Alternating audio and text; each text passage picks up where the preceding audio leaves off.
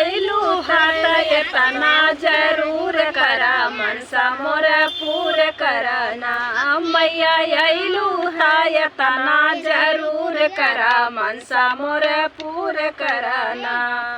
देखा हमारे दुआरे मैया निबिया का पेड़ावा, देखा हमारे दुआरे मैया निबिया का पेड़ावा। मैया निमिया में जाके बसेर करा मनसा मोरा पूर कराना मैया निमिया में जाके बसेर करा मनसा मोरा पूर कराना। मैया अइलू तना जरूर करा मनसा मोरा पूर कराना मैया अइलू तना जरूर करा मनसा मोरा पूर कराना।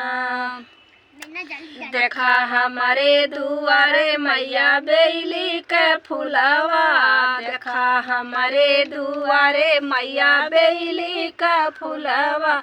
मैया बेली में जाके बसेर करा मनसा मोरा पूर कराना मैया बेली में जाके बसेर करा मनसा मोरा पूर कराना। मैया अइलू तना जरूर करा मनसा मोरा पूर कराना मैया अइलू तना जरूर करा मनसा मोरा पूर कराना।